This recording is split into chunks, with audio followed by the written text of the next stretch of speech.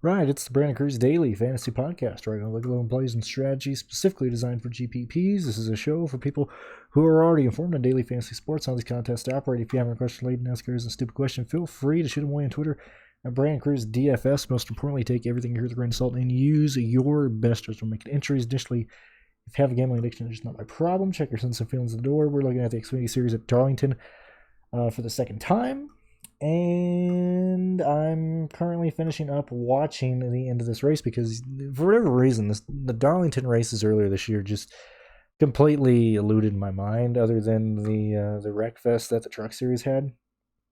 And I completely forgot that the Xfinity Series had back-to-back-to-back restarts on lap 132, on lap 138, and 147, because we had three cautions within the last 20 laps of the race. And we actually had 29.1% of the race ran under yellow. And so the average green flag run was 10.5 laps. The longest run we did actually see was 27 laps between lap 100 and lap 126. Actually, scratch that. That's incorrect. It was a 31 lap run from 53 to 83. But I mean, this is a pretty short race for the Xfinity Series. They got this done right under 2 hours. Actually, it was 2 hours and 2 minutes. Like, that's relatively quick for the Xfinity Series. And so there's a situation where we might see, more situations like this, to where, it's kind of a faster race, and we might see cautions late in the race. I mean, granted, that's what we figured we would see at Daytona last week, which that's incredibly frustrating, man. So the only people I had that finished in the top 20 at Daytona were, I think, one lineup with Bell, a couple lineups with Star, a couple lineups with White, and I had the entire back half of the field covered, man. From like 19th on back, I own every single one. I pretty much don't own anybody inside the top 15. If they wreck at the end of if they wreck at the end of the Xfinity Series race, it's awesome. It's great. I don't know how these idiots can wreck at the most basic racetracks and then they don't wreck at Daytona. Extremely frustrating. Had to get that out there. So I think I put in 300 for Xfinity last week. I got $89 back, despite the fact I pretty much own the second half of the field.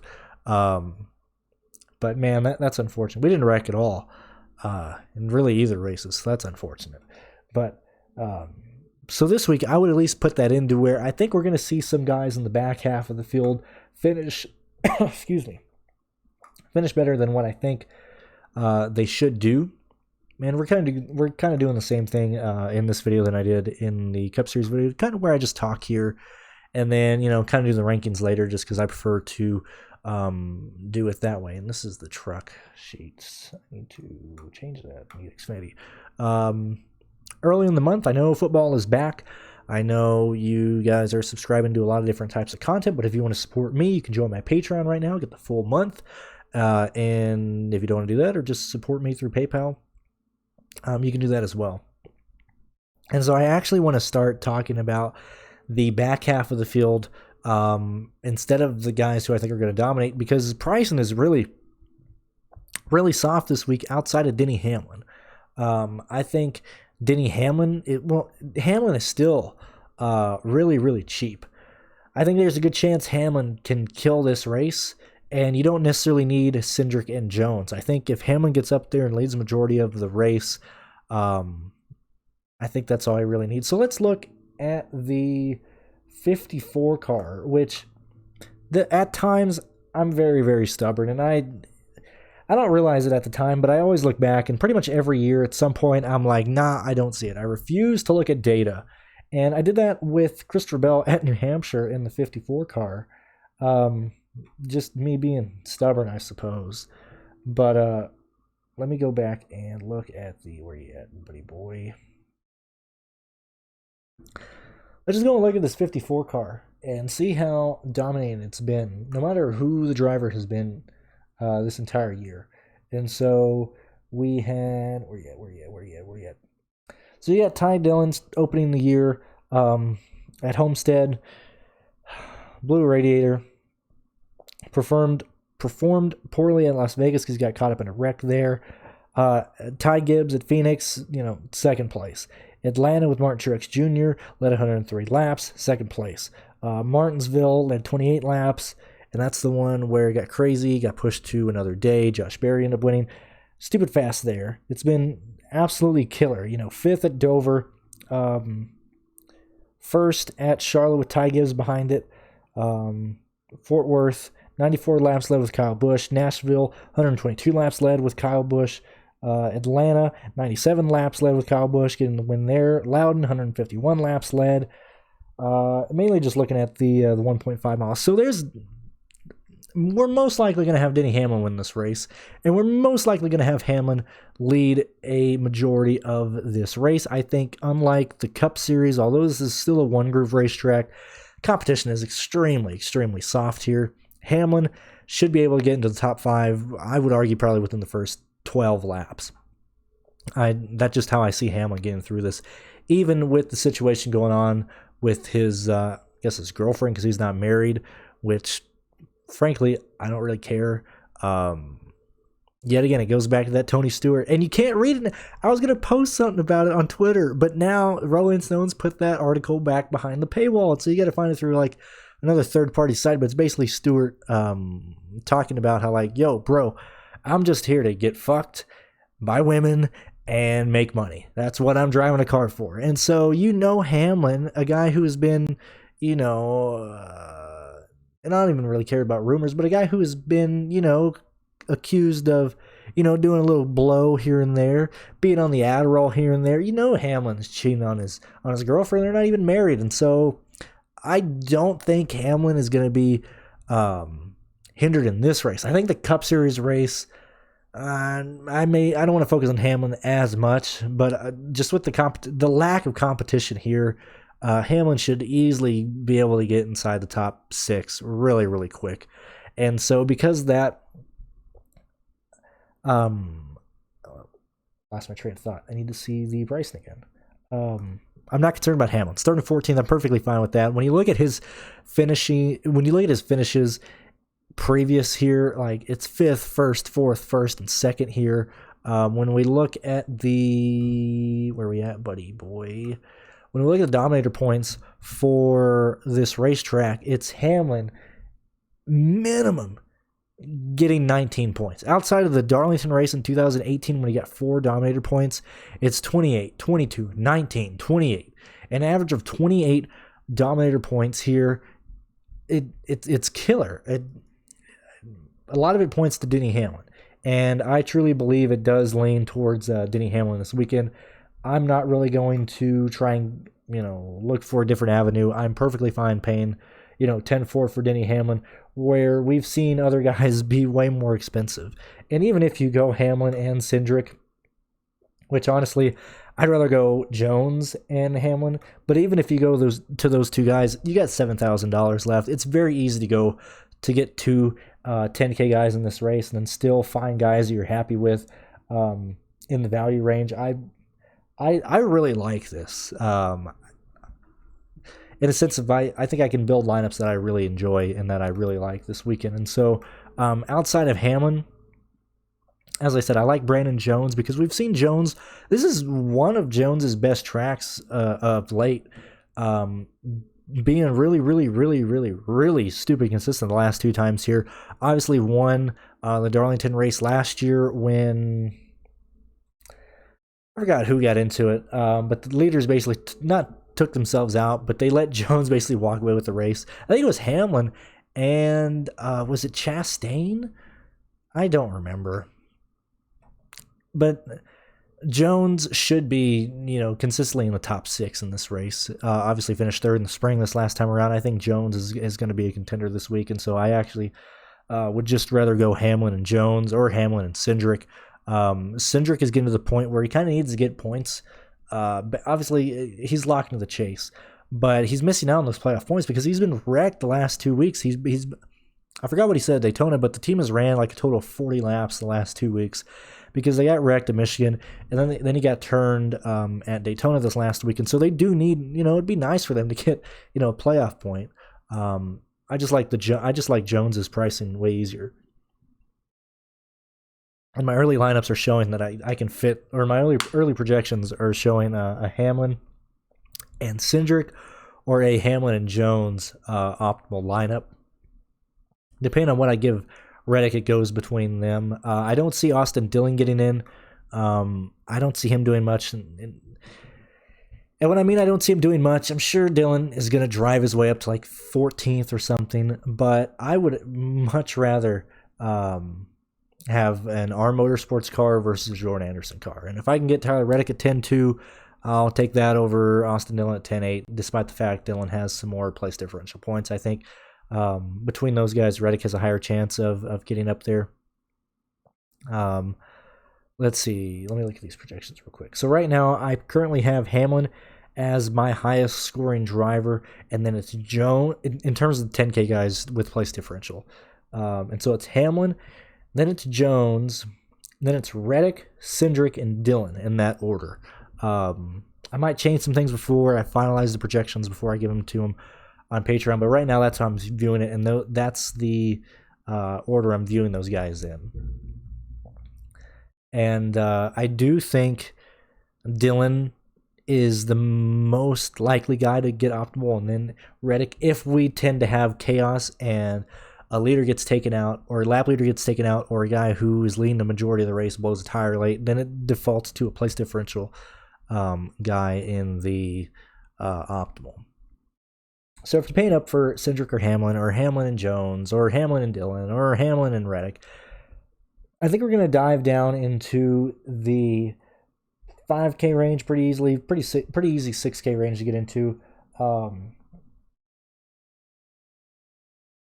Looking at it, I don't mind Jade Ford, 4,600. I think he is a bit too cheap, really. I know he finished 35th this last time at Darlington, but he ended up getting to a wreck.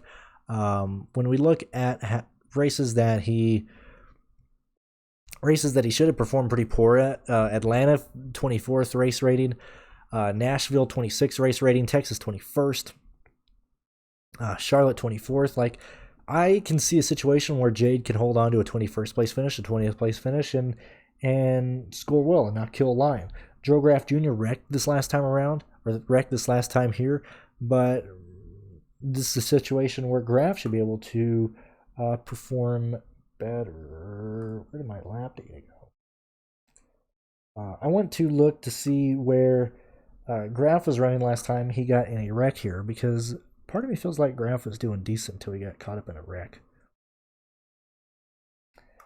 So this last time here, Graff was running, this was coming out of a caution. He's basically like a 31st place driver. I believe he got a wave around.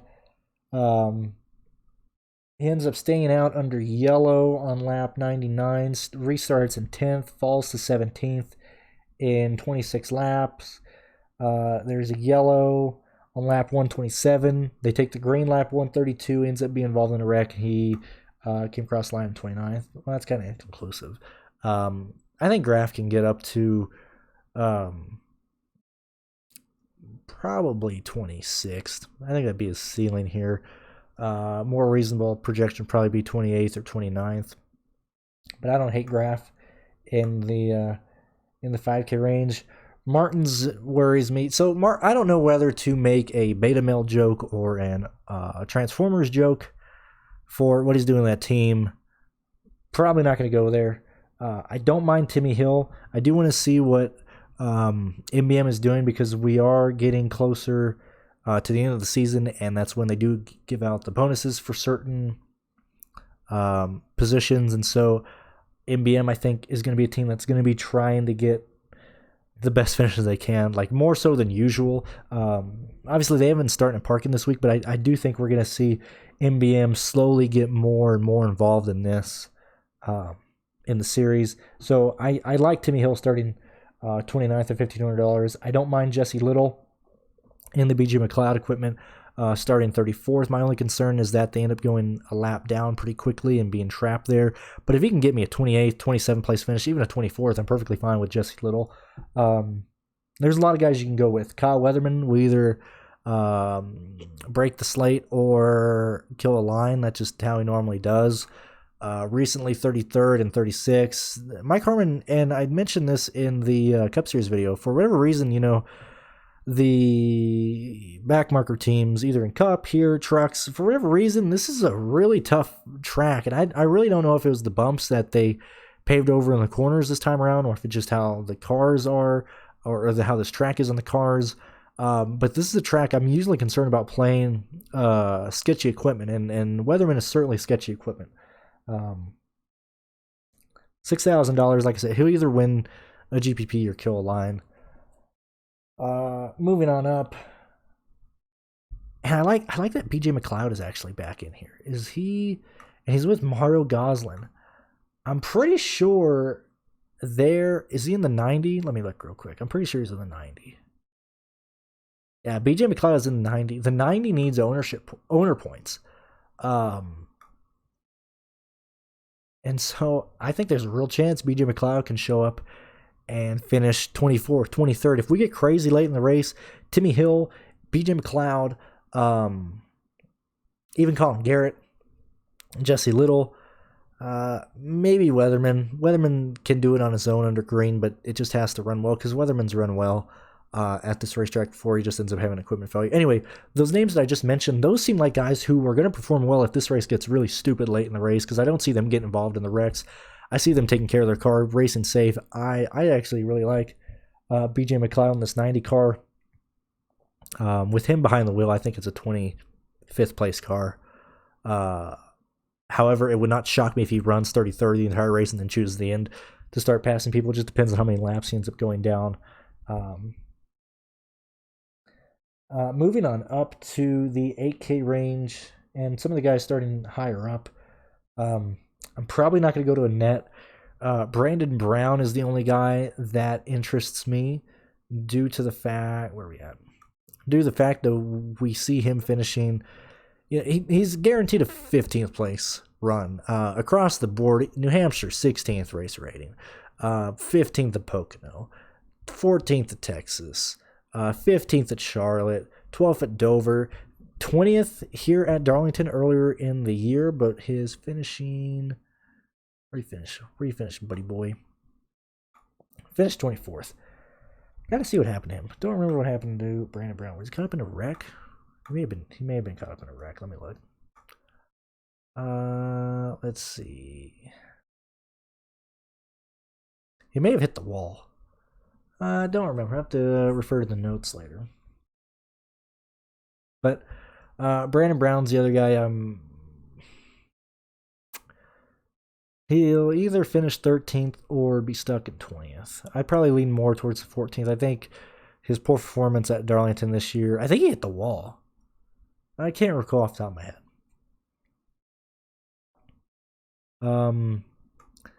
Moffat concerns me starting 10th. That's pretty much where I like to see him run. The race ratings are almost always in the teens. He finishes better than he should. The 6th place at Atlanta is encouraging, but $8,600 is a bit worrying there. Right now, it seems like most lineups are going to be Harmon, or at least 2 of the 10K guys. Probably somebody in the 4 or the 5K, at least one, pure punt, unless things get really, really stupid. Let's just say we're using Timmy Hill and 2 10K guys. That's $7,700 left for your other plays. Easy to get to people like Colin Garrett, people like BJ Mcleod, people like, Colby Howard. If you trust Clements, Sieg, if you want to go up to Brown, easy to get to. And then just playing whoever else you want to afford. Really, let's go to the grades here, because that'll do a better job at illustrating what I want to do. So let's throw this here. So I do think Hemrick has the best chance of the guys up front to stay up there and lead a good portion of the race. I think the Joe Gibbs cars are going to be not really contended with. Oops. There we go. Probably not going to go to AJ Allmendinger. Probably not going to go to Haley, but I'll leave him in there in case they're early lap leaders. I know Allgaier won late, but a lot of things happened. A lot of things transpired at the end of that race. He only led 10 laps. I like the Joe Gibbs guys more. Jeb a bit cheap, but I'd much rather go to Moffat. I'm going to go with somebody. Herbst is interesting. Cheap. If he could stay up there, we'll leave him in the player pool. I think Gregson's too expensive. I think Snyder is going to fall back. Moffat is interesting. I'll leave him in there. Sam Mayer, I think he'll get in the wall at some point. Not going to do it for me. Ryan Sieg, I think he falls back a few positions. Not going to do it for me. Tommy Joe, not going to do it for me. Obviously, I love Hamlin. Clements would be a guy I'm going to consider there. Williams.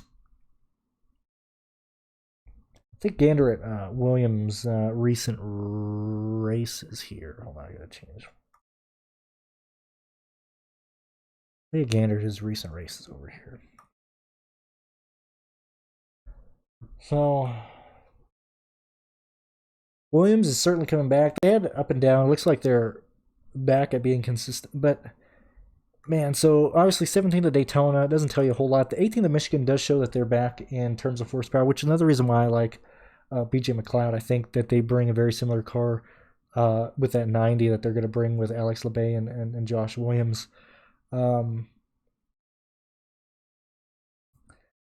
Race ratings, all the top 20 in race ratings last 4 races. When we go to Atlanta, it's 23rd. So that's what worries me. Like I'd honestly much rather just play BJ Mcleod than Josh Williams this week. So not gonna be going to Josh. I think Castle starts too high up. I think Star starts too high up as well, unless things get really, really stupid late there. Don't like a net. Buford, maybe. Earnhardt, no. LeBay, no. It's going to be a B. It just depends on what I give him. B. Like him more. Probably going to be a no on Massey. Don't think you need to go to Vargas. He's writing about where he should finish. Fine with Reddick. I like Hill. Where's a D? I like Garrett a ton. Graf needs to be considered. No Mills. Little needs to be considered. But B under Dillon. Probably a no for Ellis. Like I said, B on Weatherman just for the fact that he'll either probably win a GPP or lose it or kill a line. Carson Ware. I don't mind as well, but I'd rather go to BJ for a bit more. Golding's probably going to be a no for me. And so those would be the guys that I would target. These are the drivers I'm going to go with. Just looking back at the let's take a gander at the optimals. This past optimal this last year. Although, man, this year's been so weird. I don't really like looking at the optimals this year just because it's so many asterisks around, like this race, for example. Not this race. That's this previous Darlington race. 49,500 as your salary. It was Barry, started 24th, finished second. Allgaier started 16th, finished first. Brandon Jones started 22nd, finished third. And so it was all place differential, really, which it can very well be the same thing here. This race, I don't think we need to go that heavy on place differential plays, because then Alex Bay went from 23rd to 10th. Jeremy Clements went from 12th to 6th, and Ryan Ellis went from 33rd to 16th. Like, that's a shitload of place differential, man. That's way more than normal. And so I don't necessarily want to build a lineup that is building in that way, which I guess it is, really. If you go Hamlin, another 10K guy with place differential, I mean, maybe you do. That's a real high place differential line. If you had 67.7 or 67.8, 66.1, 62.25, 47, 44, and 44 is your DraftKings points from all those drivers. Like, that's an outlier. That's way more place differential than normal. Which this isn't a very long race, not a lot of laps. And so there are situations like this race earlier this year where place differential becomes important. But man, that's all drivers finished inside the top 16 in the optimal lineup. Which maybe gets that way again, especially if it gets crazy late in the race. But I don't know if I'll be building it like that.